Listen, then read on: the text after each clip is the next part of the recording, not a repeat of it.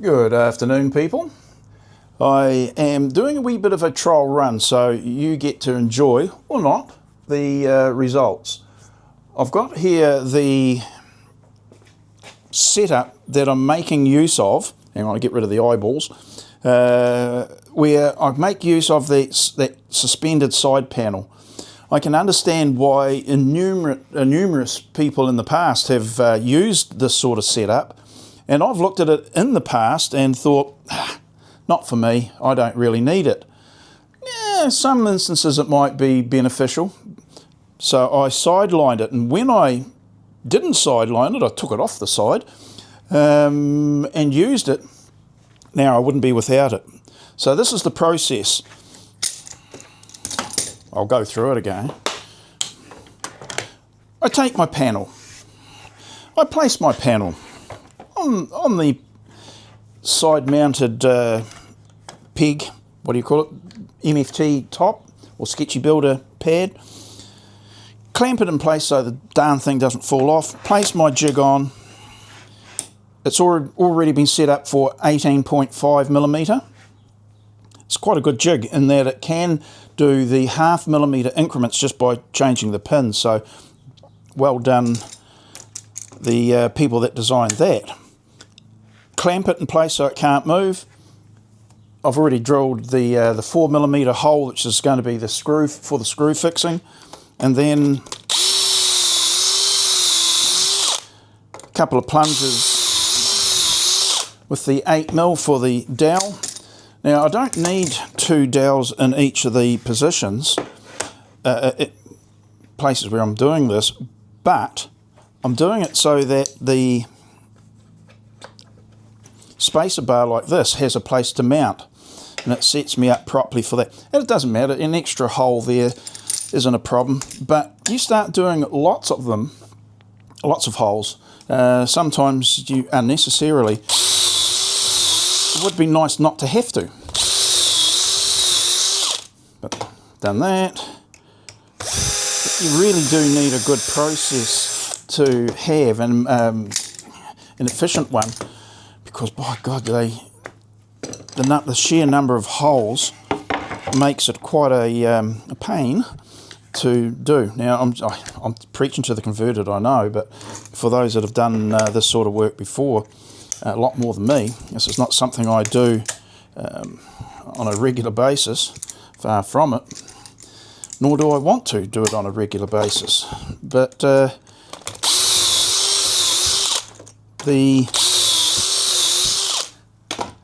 not enjoyment's not quite the right word, but the appreciation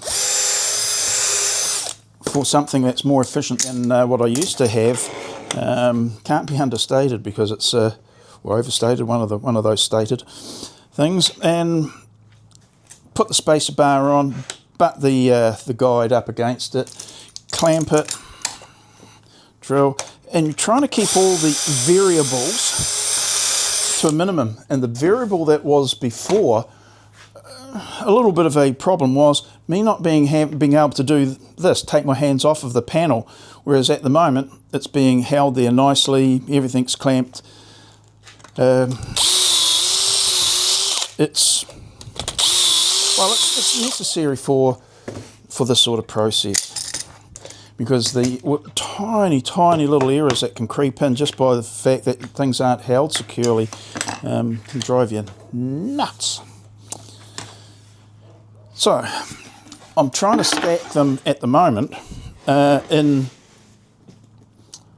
unit lots. So each unit has 8 shelves in. 3 of them have 8 shelves in them. One of them has 4. I'm contemplating what that one with the lower amount will be for, but I'm thinking the cordless tools, batteries, chargers, could be used in that area. Really don't know, because the tools themselves haven't really had a proper home, and it's going to be a bit of trial and error, I would suggest. So anyway, take her off the mounts there, reorientate the gimbal. Not at me. Honestly, you don't want to look at me in my unshaven state. But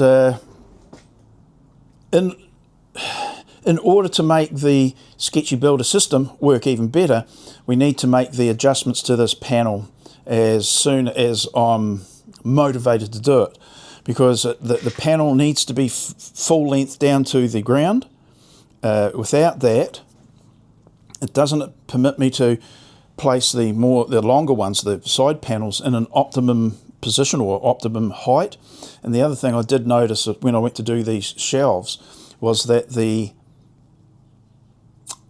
hole spacings of 100mm really wants to be closed down to 50mm. Doesn't need to be any more than that, any closer than that, but I did note that the height of the side panels, the shelves really do need and deserve to be at a better height, because I was finding that them being up just a little bit too much was making me kink my wrist, and when you kink your wrist you tend to lift your elbow, and it puts a strain on the shoulder. I did notice that the other day, so not optimum. But yeah, I don't know why I've delayed or not seen the sense in having something like this. The occasions that I've made something, just cobbled it together, should have really given me impetus to actually have this at the design stage of the top, because the times that I've made up a jig or something just to hold a longer panel or some such did prove, beneficial. So yeah, short-sighted you could say, but now that I've got it, I can thoroughly understand why other people have done it over the years. The chap Stanton, many years ago, made up a whole approach to the MFT top with auxiliary plates and ends to the workbenches, etc.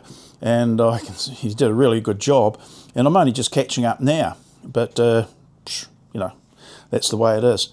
I do have to optimize the position of the actual Sketchy Builder pads on the workbench and pin them in place so that I can move them around more securely, and when I go to move them further along, they'll be able to be positioned ideally for when I make the dimensioning router setup.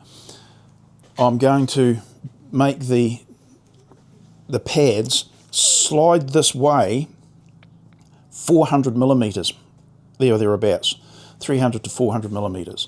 They then act as the support for the panel that I'm going to make for the router lift to go in. So that's going to be a real easy way of supporting it. The 400mm sticking out, it's the bottom layer that I'm thinking about.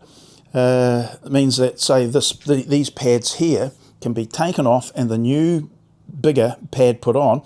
That cantilever's out. Well, that cantilever needs to be supported by something, so the bottom layer can be pulled forward and used as that support. It may well still need something else to give it a bit of support so that the panels don't drop with the weight of the panels themselves, the router lift, the router, and then just gravity when I'm putting items on it. But it will have to be not have to be, but it will be able to be a lot lighter, that support mechanism, because of the way I'm utilising the actual workbench itself, or the pads themselves. So I'm very happy with that.